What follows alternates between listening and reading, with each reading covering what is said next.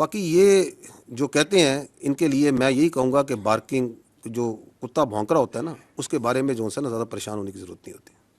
अच्छा सर, ये कुछ दिन पहले की बात है कि जो चीफ मिनिस्टर खैबर पख्तूनख्वा, उन्होंने एक इल्ज़ाम आयद किया और वो भी ऐसी बात की कि जो कि यानी जहन तस्लीम नहीं करता था कि सिक्योरिटी फोर्सेस के हमारे जवान अपनी जानें कुर्बान कर रहे हैं मुल्क के लिए। कहते हैं मसाजिद के अंदर कुत्ते बांधते हैं, और जब हम उनको कहते हैं तो वो आगे से कहते हैं जी कि हम आप में और कुत्तों में कोई तफरीक नहीं करते। और इसके ऊपर ना उन्होंने माजरत की और ना आपकी जानिब से कोई इस मुतल्लिक जो है कोई रद्द-ए-अमल आया कि इतना यानी गलीज़ किस्म का इल्ज़ाम लगाना विदाउट एनी एविडेंस कि वो कौन सी मसाजिद हैं, वो कौन सा इलाका है, कब का ये वाक़या है, कितने वाक़यात हैं। उन्होंने मसाजिद का ज़िक्र किया और उन्होंने कहा कि कुत्ते बांधते हैं। तो ये कोई उनसे सवाल पूछने वाला नहीं है, और वो यहाँ पर आकर इश्क़ इमरान में अडयाला के बाहर धरने भी देते हैं और इस किस्म के इल्ज़ामात भी आयद करते हैं और पंजाब के अंदर घूम रहे हैं, और मोस्टली उनका वक्त भी यहीं पर गुजर रहा है। अपने सूबे के अंदर तो वो जो है वक्त भी नहीं दे रहे। जिस दिन कैडेट कॉलेज वाना का ऑपरेशन हो रहा था, उस दिन वो मीडिया लीग के जो है इफ्तिताह कर रहे थे, क्रिकेट खेल रहे थे। ये संजीदगी का उनका लेवल है। तो इल्ज़ामात आपके ऊपर बड़े वो संगीन किस्म के लगा रही हैं और मोस्टली वो आपको टारगेट करते हैं, जो आपने प्रेस कॉन्फ्रेंस की थी पेशावर के अंदर। Thank you.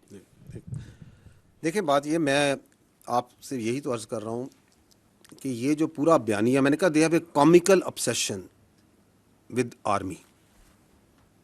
सुबह उठते हैं शाम तक वो जो अंदर बैठा हुआ है ज़हनी मरीज से लेके बाकी जितने हैं, वो फौज के बारे में बात करते हैं। They will not talk about the real issues because that is their whole politics. और उनको इस चीज़ में कोई परेशानी नहीं है कि सच बोल रहे हैं झूठ बोल रहे हैं। That's not important to them. आपके सामने मैंने कितनी मिसालें दे दी। उनके कागजों में तो vice chief of army staff लग चुका था, अभी पूछे ना क्यों नहीं लगा। उनके ख्याल में तो एक एनएसए भी लग चुका था, उनके ख्याल में तो सीडीएफ की अपॉइंटमेंट लेटर भी नहीं होना था। वो तो बड़े वसूख से बताते थे ना। तो उनको तो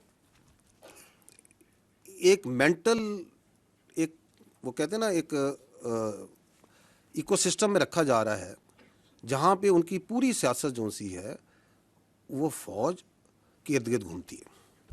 फौज के बारे में बात करो, फौज के बारे में इल्ज़ामात लगाओ, फौज के ऊपर हर चीज़ डालो, बिकॉज अपनी गवर्नेंस की तरफ कोई बात ना करे। मैंने आपको कहा ना कि one of the reason is, but this is one of the reason, ताकि मैं अपनी लूटमार जारी रखूं, मैं अपनी करप्शन जारी रखूं, मैं अपने रिश्तेदारों को, अपने भाइयों को और इस पॉलिटिकल टेरर क्राइम नेक्सस को चलाता रहूं। इस पर तवज्जो नहीं लानी। तो इन सब को जो सा है, ये समझते हैं कि पाकिस्तान के अवाम नाइव है ना, ये समझते हैं कि हम इनको बेवकूफ़ बना सकते हैं। तो मैं 3 बार ये बोला, मैं दोबारा बोल देता हूँ, ऐसे नहीं होगा। क्योंकि पाकिस्तान के अवाम बहुत बाशऊर है मेरे भाई। इन्होंने तो पाकिस्तान के अवाम को यही बताया था कि मुल्क डिफ़ॉल्ट कर जाएगा, कर गया।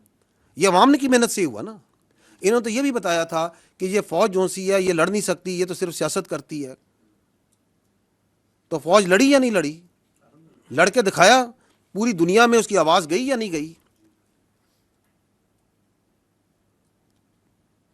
तो बाकी ये जो कहते हैं इनके लिए मैं यही कहूँगा कि बार्किंग, जो कुत्ता भौंक रहा होता है ना, उसके बारे में जो है ना ज़्यादा परेशान होने की ज़रूरत नहीं होती। ठीक है।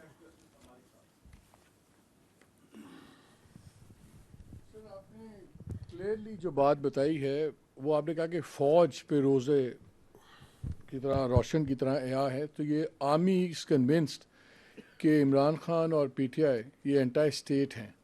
तो क्या फ़ौज अब गवर्नमेंट से, सिविलियन गवर्नमेंट से पार्टी बैन के बारे में भी डिमांड करेगी? बिकॉज आर्मी का आपने पर्सपेक्टिव दिया है, इससे मुझे क्लियर नहीं है कि ये पर्सपेक्टिव प्योरली आर्मी का आप बता रहे हैं कि इसमें सिविलियन गवर्नमेंट का भी यही पर्सपेक्टिव है। और अगर आप इतने कन्विंस्ड हैं कि एंटी स्टेट है, पूरा एक नैरेटिव है, सब कुछ है, तो क्या फिर अब आप इसका बैन भी गवर्नमेंट को कहेंगे कि बैन करे पार्टी को? जी ठीक। देखिए, फौज रियासत का एक इदारा है। हमारा काम ये है कि हमने अपना पर्सपेक्टिव देना। You have used the very right word कि we give our perspective on the security issues.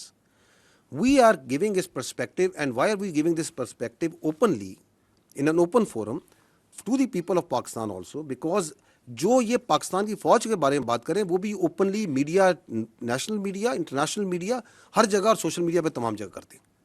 So we are giving our perspective, because they are giving a perspective on the army.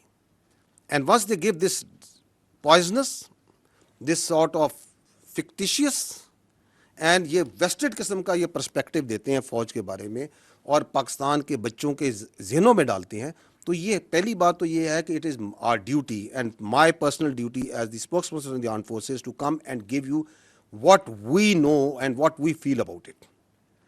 जो state होती है, जो रियासत है, वो हमसे बरतर है, वो ऑल वाइज होती है. It is there decision what do they do and why they do it and how will they do it. So you need to ask this question to them और वो आपको बहुत अच्छा जवाब दे देंगे, क्योंकि वो पूरे पाकिस्तान को लेके चलते हैं. We are not politicians. इसीलिए पाकिस्तान के आइन और कानून के मुताबिक भी सियासत जो सी है, उनको सियासतदानों को, पॉलिटिकल पार्टीज को ये हक दिया गया है कि वो आते हैं, इलेक्शन लड़ते हैं, पार्लियामान बनाते हैं, पार्लियामान से हुकूमत बनती है. So we will give our perspective.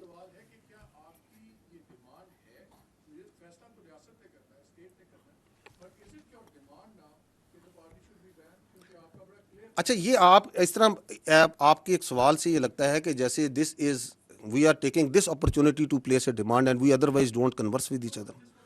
So the state and all its institutions work hands in glove. ठीक है, it is for them. But the state has much more vision, state has much more clarity. वो higher pedestal पे होती है.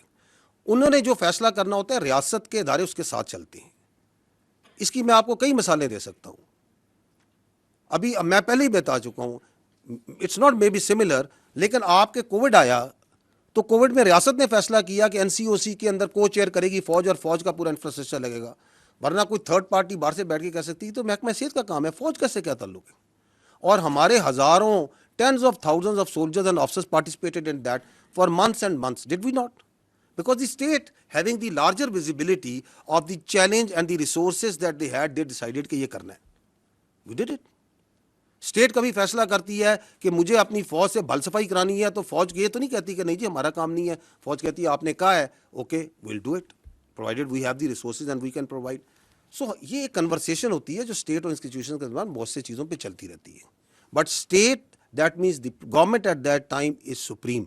मैं इसलिए बार बार वादे कर रहा हूँ कि यहाँ पे ये भी एक बयानी का हिस्सा है कि यहाँ पे कहा जाता है कि रियासत फौज है. नहीं, रियासत फौज नहीं है, हुकूमत रियासत होती है, उसके इदारे होते हैं. We are just one very important but one institution of the state, because that person, उसकी पूरी सियासत रियासत के इस इदारे पर है.